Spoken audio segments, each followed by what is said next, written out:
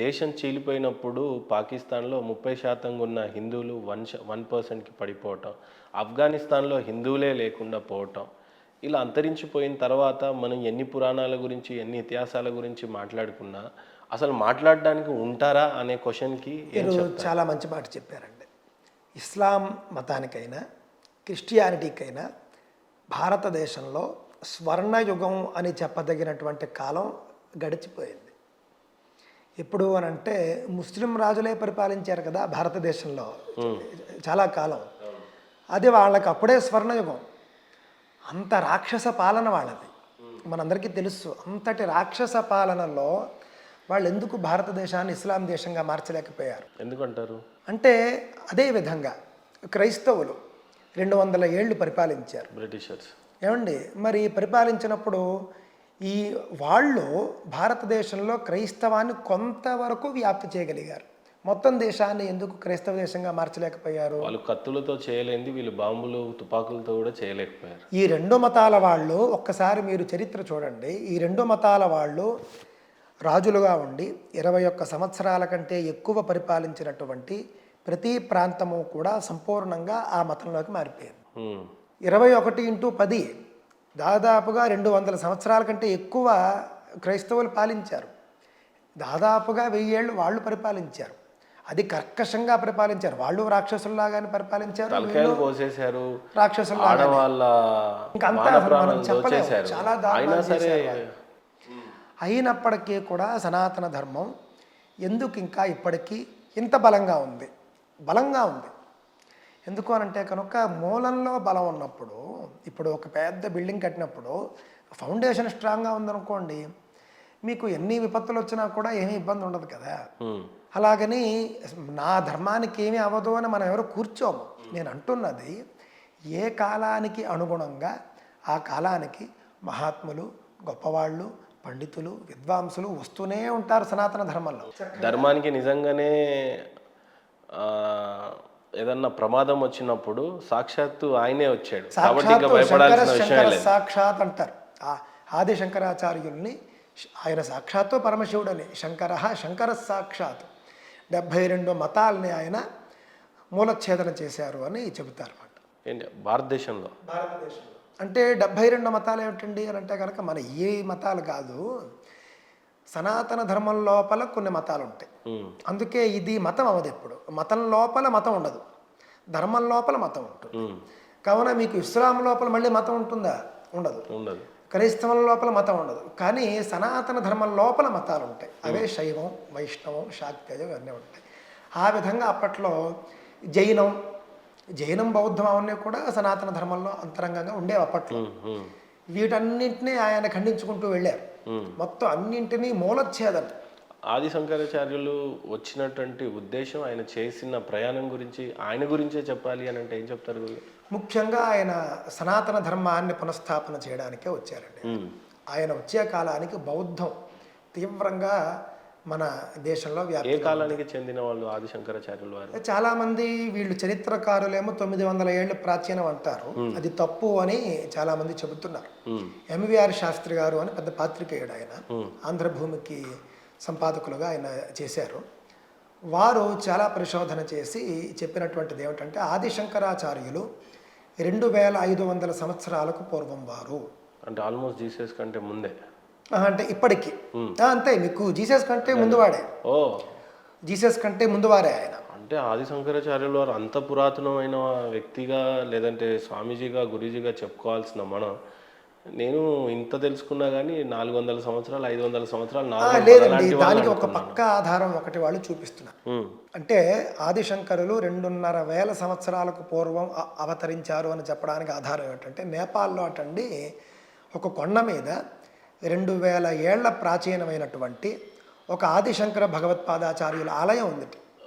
మరి 800 ఏళ్ల పాత ఆయన అయితే రాబోయేటటువంటి గురువుకి ముందే ఎవరైనా గుడి కడతారండి? అలాగే మరి మన ఇక్కడ కూడా శ్రీ విష్ణు చక్రాన్ని ఏదో ప్రదర్శించారు అని చెప్తారు దుర్గామాత ఆలయంలో. అదే వారు చాలా చేశారు.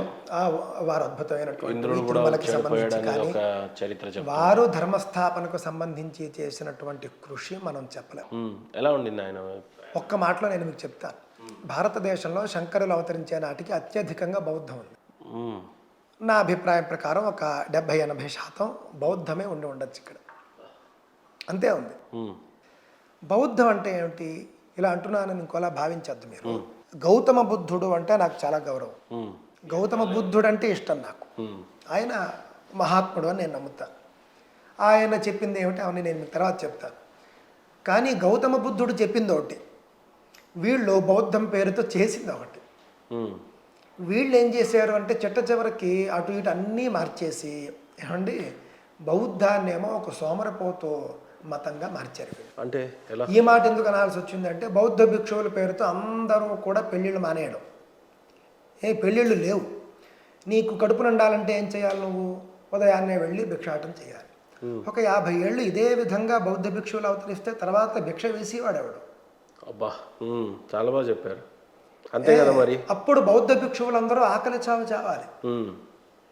అలాంటి దుస్థితి రేపటి అన్వేషణే లేదు, రేపటి పరిశోధనే లేదు, ఎలా బతకాలో తెలియదు. అలాంటి దుస్థితి నుండి ఆయన శంకర భగవత్పాదులు ప్రపంచాన్ని కాపాడారు.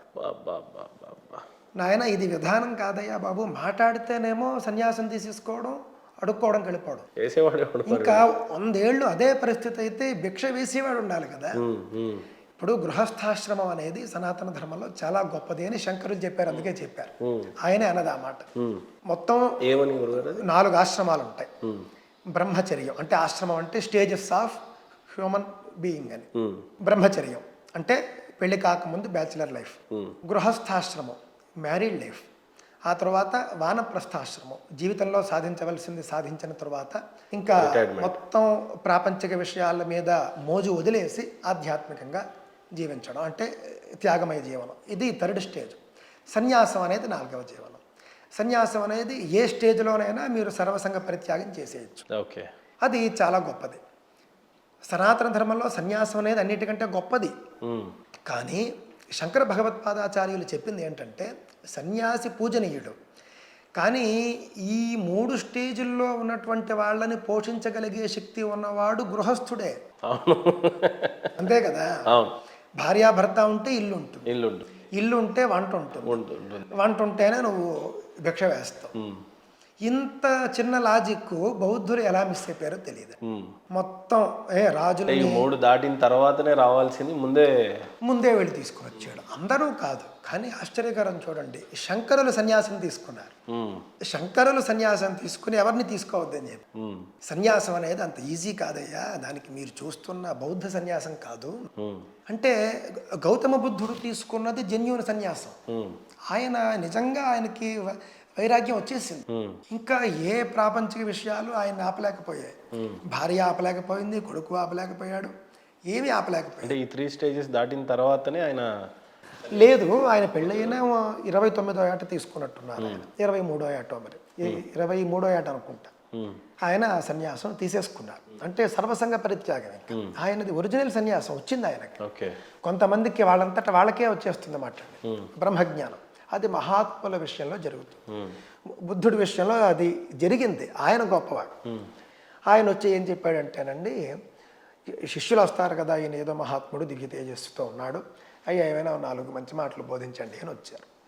ఆయన 4 వేదాల్లో 4 మహావాక్యాలు అని ఉంటాయి, చాలా గొప్పవి అవి. అందులో ఒకటి చెప్తాను మీకు నేను. మీరు శబరిమల వెళ్ళుంటారో లేదో తెలియదు. వెళ్ళి ఉంటే కనుక అయ్యప్ప స్వామి గుడి బయట సంస్కృతంలో రాసి ఉంటుంది, దేవనాగరి లిపిలో తత్వమసి అని ఉంటుంది. మీరు చూసారు ఎప్పుడైనా? అది సామవేద మహావాక్యం. అది తత్వమసి.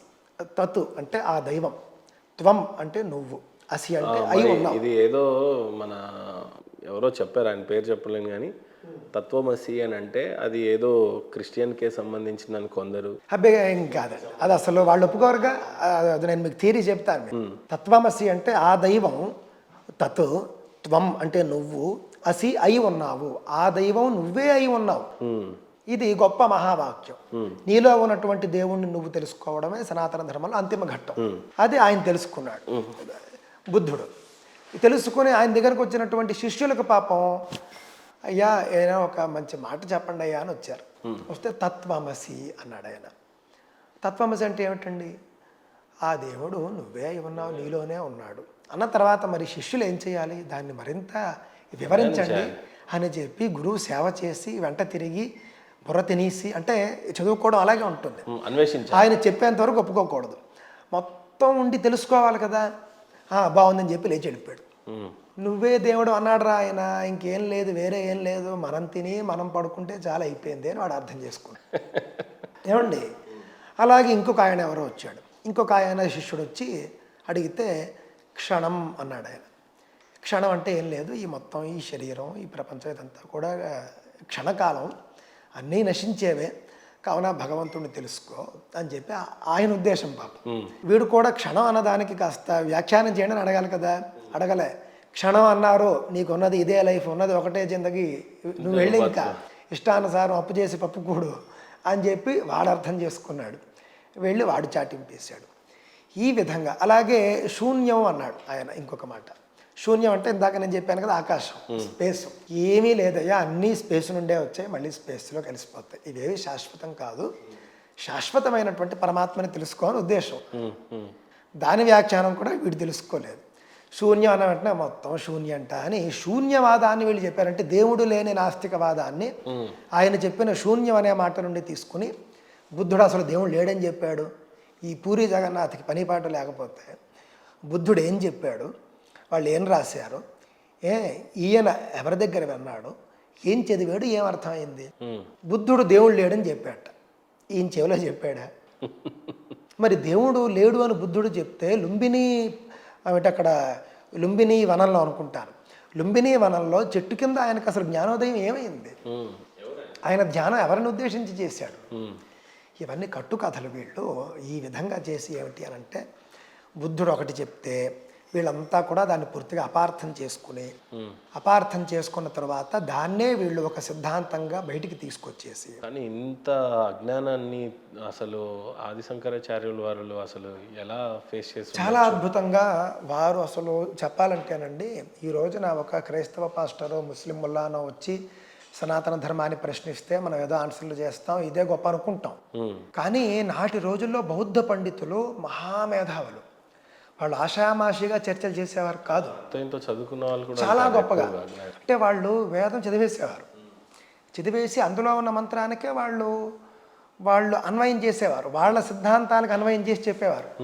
శంకరులు దానికి సమాధానం ఇవ్వాలి, నువ్వు చెప్పినటువంటి ఆ మంత్రం అది కాదయ్యా ఇది అని చెప్పాలి. అలాగా ఆయన ఏమిటి, అప్పటికి దాదాపుగా 80% అంతా కూడా బౌద్ధ రాజ్యాలు అయిపోతే ఆయన ఒక్కొక్క రాజ్యానికి వెళ్ళి రాజుతో చెప్పి, మీ పండితులతో నేను వాదన చేస్తాను, నేను గెలిస్తే నేను బౌద్ధం తీసుకుంటాను, ఒకవేళ మీ పండితులు నేను ఓడిపోతే నేను బౌద్ధం తీసుకుంటాను, మీ పండితులు ఓడిపోతే కనుక వాళ్ళు నా శిష్యులు అవుతారా, అంటే నా మార్గంలోకి వస్తారా అని అనడం, రాజులు దానికి ఒప్పుకోవడం. అదే విధంగా ఆయన అన్ని రాజ్యాలకి వెళ్ళారు. వెళ్ళి అందరు పండితులని కూడా ఓడిస్తే ప్రతి పండితుడు కూడా ఈయనకి శరణాగతి. అంటే పైగా ఊరికే అది ఎంత కాలక్షేప రియలైజేషన్ కాదు, అక్కడ నటన కాదు, నిజంగా తెలుసుకుని మీరు చెప్పిందే నిజం, గంటల తరబడి రోజుల తరబడి చర్చలు చేసి అప్పుడు శంకరులు చెప్పిందే సత్యం అని చెప్పి వాళ్ళు అంగీకరించిన తర్వాత శంకరుల శిష్యులుగా వాళ్ళు వచ్చేవారు. నిజంగా హిందువులు అందరూ కలిసి ఆది శంకరాచార్యుల వాళ్ళ గురించి ఓ పాఠ్య పుస్తకాల్లోనన్నా చదవాలి. తప్పకుండానండి, శంకరాచార్యులు లేకపోతే ఇప్పుడు భారతదేశం ఇస్లామిక్ దేశం కానీ క్రైస్తవ దేశం కానీ అయి ఉండాలి.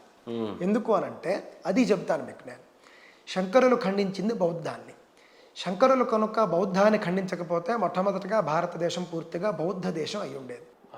వీళ్ళు బౌద్ధ సిద్ధాంతాలు తెలిసిందే కదండి, ఇందాక నేను చెప్పాను కదా, శాంతి పేరుతో యుద్ధాలు లేవు, యుద్ధాలు ఆపేశారు.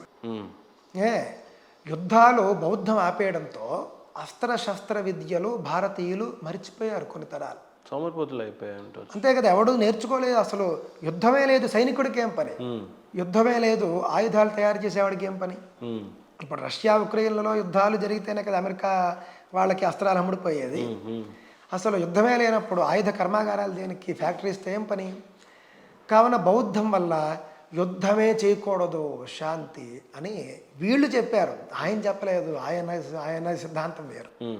అంటే వేద వ్యతిరేకమైనటువంటి హింస చేయకూడదు అనేది శాస్త్రం, ఓకే.